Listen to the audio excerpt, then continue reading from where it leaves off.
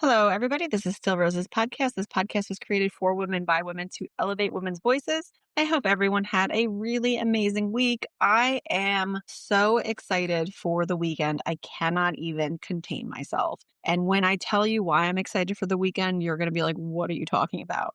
For the last 3 weekends in a row, our family has been out of the house on Saturday and Sunday. I never have thought of myself as a homebody before, but I don't know that, and I still don't think I would classify myself as a homebody, but I have a deep appreciation for being in my home on the weekends and not being obligated to have to go to different things and be all over New Jersey and wherever the tri-state area. It is really, it gets very overwhelming for me when we are out of the house on the weekends. Now, I don't know about everybody else, but on our weekends, I typically am home and, Saturday is my day of rest, right? That I'm resetting and going technology and work free.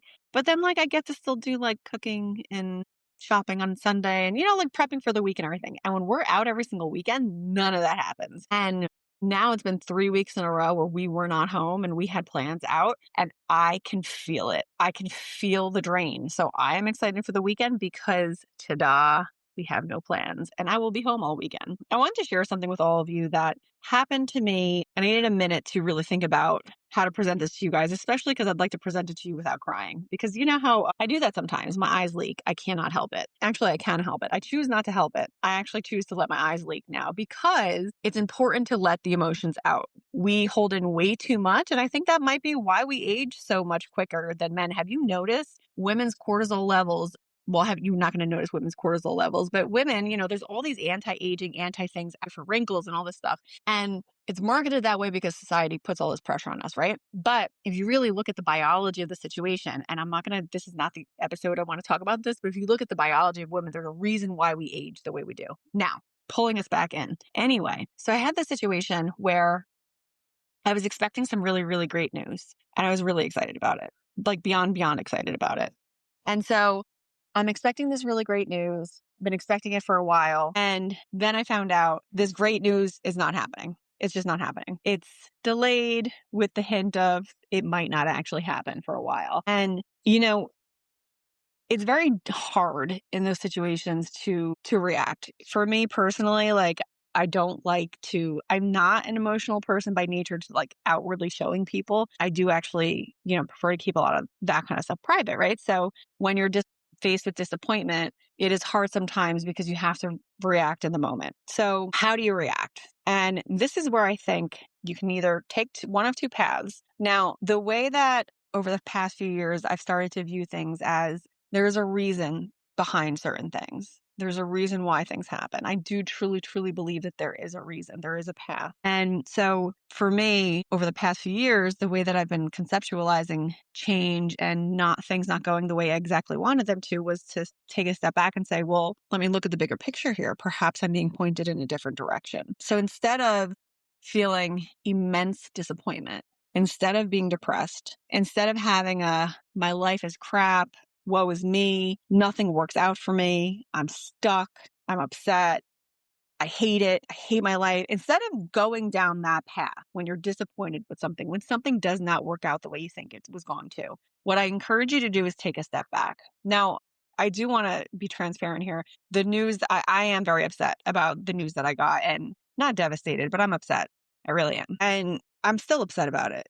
It's taken me a little while to just kind of adjust to it. But nevertheless, the immediate thought that I had in my head when I got this news was, my God, I'm being pointed in a different direction. Now, this is both exciting to me and also a little bit scary because the direction that I've been going down for my whole entire life was this is the should. I should be doing it this way. And the direction that I think I'm being pivoted to is what I want to do, which is actually really exciting for me. So when you're faced with something that you weren't expecting, when you're pushed into a direction that you didn't want to go in, or you're like, that's not for me, that's not what I wanted. I wanted path A, but now I'm being pushed to path B, or I don't even see path B, but I'm not getting path A at all. It is frustrating. And you can let yourself feel that emotion. I'm still sad. And you can let yourself feel the sadness. You can let yourself feel the frustration. You can let all of that happen. You do have to let that happen. You have to let that out. That's important. It's key. It's critical to just let it out.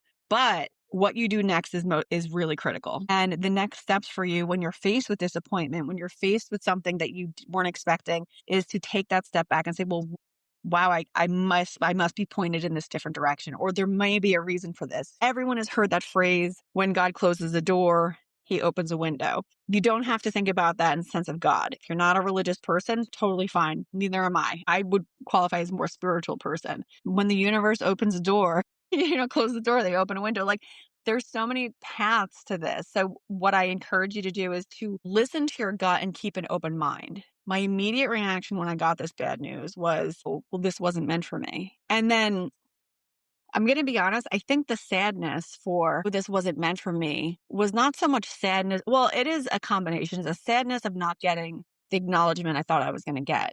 But then it's also a sadness for acknowledging the sign and aligning with the fact that I know that I have to step away from this path that I've tried to build my whole life. And I'm having this realization live with you while I'm recording. Bear with me because as I'm saying it out loud, I'm having this moment as I build it out loud with you. It's not just a sadness over the loss of something that I thought I was going to achieve. It's the sadness for something that I have basically worked my whole life for, and I have to let it go. It's interesting. It's also interesting that I get to work this out live with you guys on the recording on the podcast. I encourage you guys really, as I said a few minutes ago, take that step back and really look at the bigger picture as you're living your life. There are moments where you are pointed in different directions where you weren't anticipating to go. And I think it's important to acknowledge that there's probably a part of you in your soul that knew you were being pointed in a better direction, or maybe acknowledge like, hey, maybe this is the right path.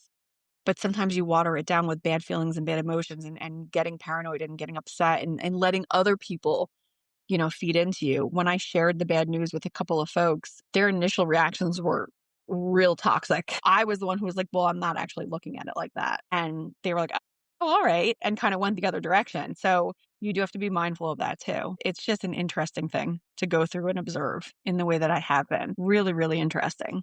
I'll keep you all updated. I hope that you enjoyed this episode. I just wanted to share that personal story with you just because it was something that was a little difficult for me, still difficult for me, and I'm obviously still working through it. So thank you all for being here with me today. I really greatly appreciate all of you. I hope you all have a really, really wonderful weekend, and I will catch you on the next one. Take care.